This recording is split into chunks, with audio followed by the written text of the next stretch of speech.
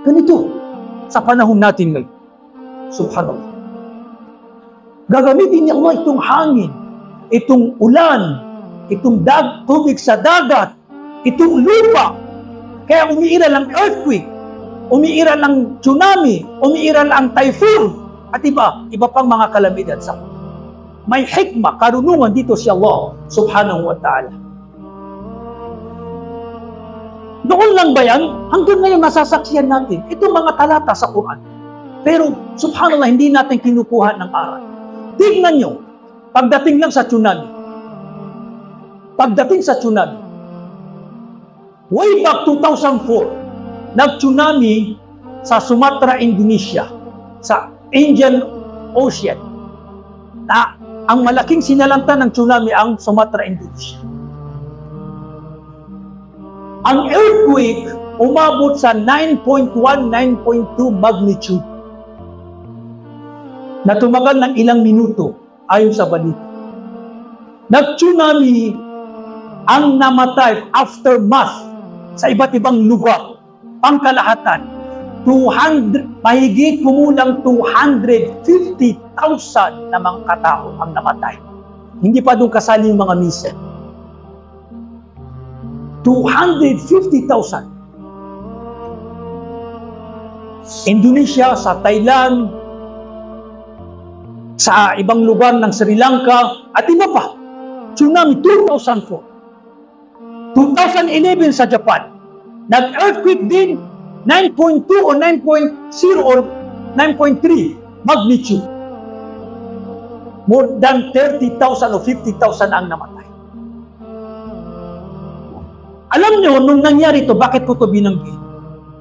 Naalala ko, isang ulama sa Saudi, binisita, kasi ang Indonesia, majority mga Muslim. Majority mga Muslim. Ilang Arabo, mga ulama sa Saudi, binisita nila ang Indonesia upang makatulong, magbigay ng aral, paalalahanan ang mga Muslim hinggil sa mga sakuna o bakit nangyayari itong mga kalamidad. Sabi ng isang sheikh, ulama, nagkukwento, yung isang barangay o isang lugar, komunidad, nagtanong-tanong kami kung ano yung kalagayan na ito yung lugar na sobrang tinamaan ng tsunami at maraming nangamatay. Ang kwento sa lugar na yon, sabi ng sheikh na ito, paano naging normal ang haram? Naging normal ang kahalayan? Sabi niya, sheikh, sobrang laganap dito ang haram.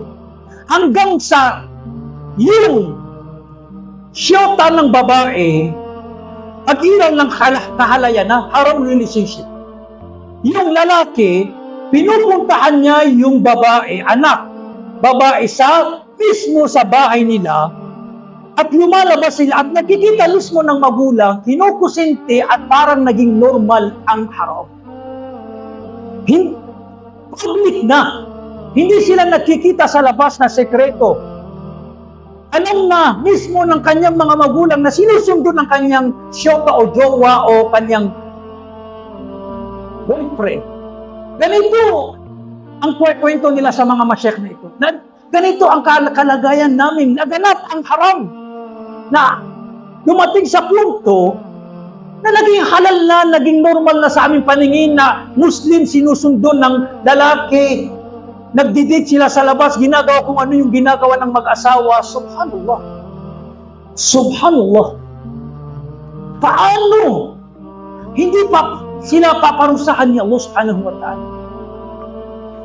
Kaya dun sa hadith, idha wahra fihimul fahisha, kapag lumaganap ang mga kahalalan, zina, adultery, nilitaw sa kanilang iba't ibang uri ng kaparusahan, lalo-lalo na ang mga sakit.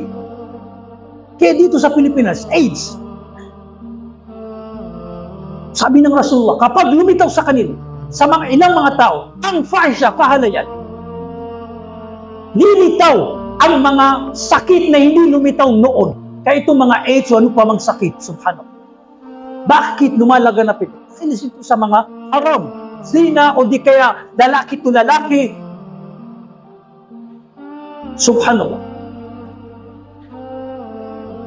Yun ang kwento ng Sheikh, sabi niya, sa Indonesia.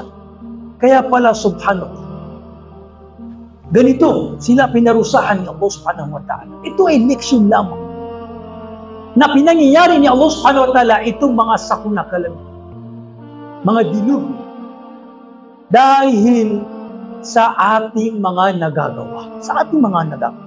Resulta, bunga ng mga masasamang nagagawa natin ng mga kasalanan, kaya hindi malayo.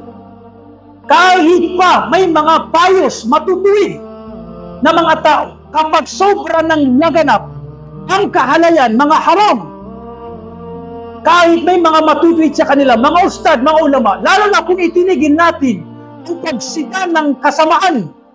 Kaya huwag natin itigil ang pagsita sa mga haram. An-nahi anil munkar, pagbabawal sa mga haram. Huwag natin masamain, huwag tayong maging malagyan ng pride kapag sinisita tayo, binibigyan tayo ng babala ng ating mga ustad, mga ulama. Dahil ito ay habag nila sa atin upang tayo ay hindi parusaan ng Allah subhanahu wa ta'ala ng pangkalahatan.